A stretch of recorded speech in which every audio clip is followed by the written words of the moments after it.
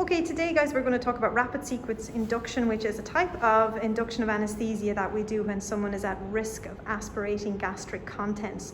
So if somebody has been vomiting, if they have a bowel obstruction, etc. We do this so we can rapidly get them asleep and help, or at least try and help protect them from aspirating gastric contents. So Irla here is going to be our patient. We're pretending today that he has an appendicitis and has been vomiting. Kumar is going to be the anaesthetist performing the rapid sequence induction with Noreen, who is our anaesthetic nurse. So we would check all our equipment beforehand and get all our regular monitors on Irla. So he'd have his blood pressure, his ECG monitored, and he'd have a SATS probe on because oxygenation is important. So first things, we get all our equipment together and we check and make sure that the patient is the patient who we expect. So we check the patient's name band against their consent form and in their chart. We do this with the anaesthetist, the surgeon, the scrub nurse and the anaesthetic nurse in the room, so everyone agrees that it's the right patient, the right procedure and the right time. Noreen will have checked all her airway equipment to make sure that she has everything she needs. So I'm going to move around to the airway trolley and Noreen's going to show us what we have. So we can see that we have a laryngoscope. So she has the laryngoscope with the laryngoscope blade on it and she's checking the light. You can see that nice strong light at the end of the laryngoscope. And that's a size 3 blade, which is a slightly smaller one. For most people, you can use a size 3 blade. For people with longer jaws or big, taller men in particular, we can use size 4 blades. So she's both ready. Then we have the endotracheal tube here with a pilot tube. That's the little blue one that Noreen's pointing out there that we use to inflate the cuff. So Noreen's going to check the cuff at the end. And you'll see this cuff, and that cuff is going to be below the patient's vocal cords. It's going to inflate and it's going to prevent anything going down into their airway and allow us to ventilate them. These two black lines are the lines that are going to lie between the patient's the vocal cords, I should say, are going to lie between these two black lines. And we have centimetre markings all the way up along the tube. They're different sizes. This one's a 7.5. That refers to the internal diameter of the tube. So the bigger the number, the bigger the tube. So we have a tube, we have a syringe ready to inflate it, we have our laryngoscope and the light is checked. We also have a bougie, or a gum elastic bougie as they're traditionally known. Noreen's going to take that out and show it to you now. So this is just a long flexible little tubing with a little kink at the end of it here. And again, there is centimetre markings all the way up along the side. The purpose of this is that when Kumar looks in, if he's not able to get a good view of the glottis in the patient, he can pass the bougie down through the vocal cords and then pass the tube down over it. So it helps if we're having difficulty visualizing where we need to go.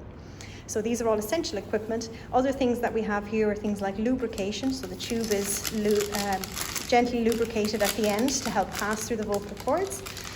We have some swabs and we have some airway adjuncts that we'll go through in another video.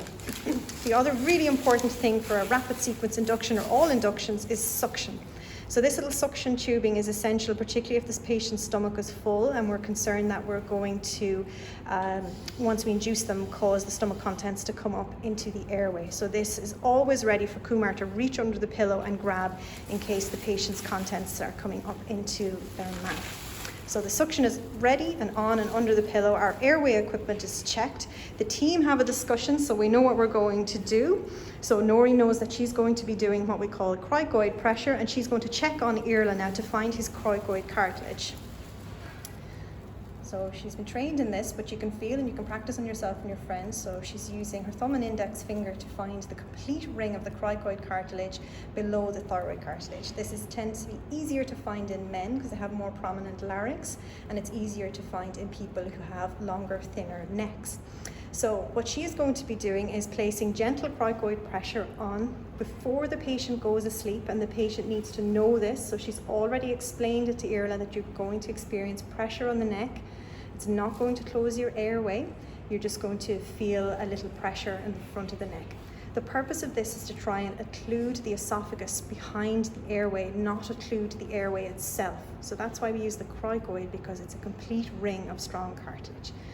So Kumar here is going to give the drugs, but he's also going to be doing the airway. So the first thing we do is pre-oxygenate. We breathe 21% oxygen as we're breathing air now. What we want is over 80% oxygen in Irla's lungs before he goes to sleep. So Kumar's going to put the mask on his face. He's going to tell him it's just oxygen, nothing else.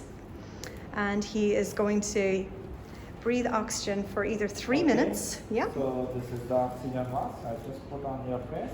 Just take deep breaths in and out. Lovely. So he's taking nice breaths there, and we're going to try and get the end tidal oxygen above 80%. So he's inhaling 100% oxygen, and as he breathes out, he's going to initially be breathing out about 16% oxygen. That's what you and I normally do.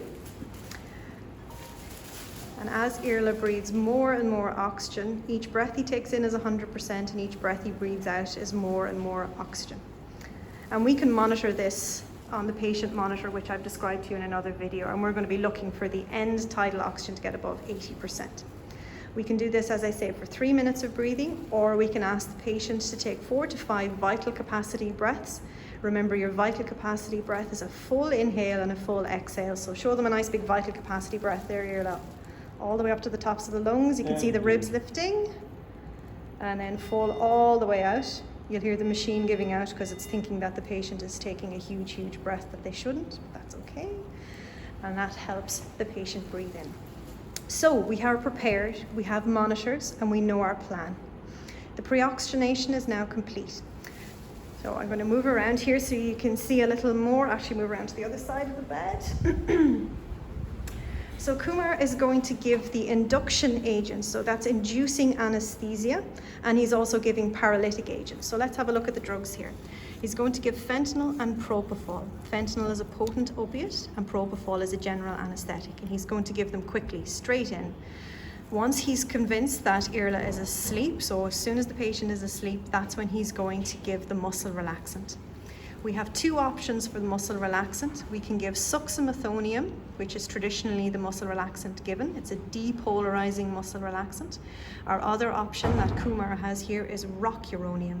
It's a non-depolarizing muscle relaxant that we now have a reversal agent for. So we can either use rocuronium with its reversal agent if necessary, or we can give suxamethonium. I'll explain this a little bit more in a document that I'll give you. Okay, so pre-oxygenation is complete. We would normally have a drip line attached here to the patient's cannula, and that's where Kumar would inject all the drugs through a little 3-way tap that trickles all the way down into the fluids and into the patient's cannula. So he's going to inject the fentanyl, and straight away after that, rather than waiting, he's going to straight away inject the propofol. You don't need to know specific doses of these drugs, not unless you join our team at a later date. How are you feeling, Irla? So Irla's drifting off to sleep now, and as soon as he's happy he's asleep, he gives muscle relaxant.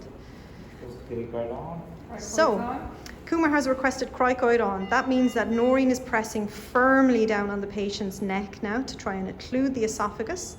And you can see that we're just waiting. We wait at least 30 seconds.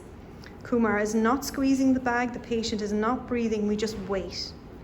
If we squeeze the bag at this stage, we have a risk of inflating the stomach or opening up the stomach and contents flooding up into the pharynx. So we wait for those 30 seconds with the cricoid pressure on.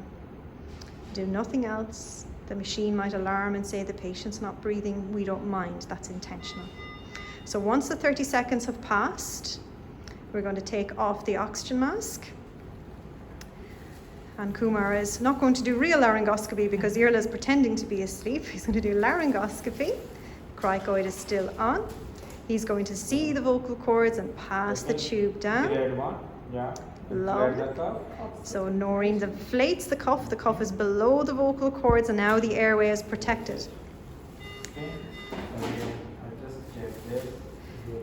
And tidal CO2. Lovely. So Kumar he's going to do is give the patient a few breaths through the ventilator. He's going to look that the lungs are rising and that he's getting chest is rising. Lovely. And there is a good end tidal CO2. So cricoid off, please. Perfect. Yeah. So he's requesting that the cricoid is removed because he's happy and confirmed that the tube is in the correct place, and now the airway is secure. If he was unable to see the vocal cords, he would use the bougie to help him find that and then pass the tube down over that. And then he was going to tape the tube in place, and happy days, we're all done. And that's what a rapid sequence induction looks like.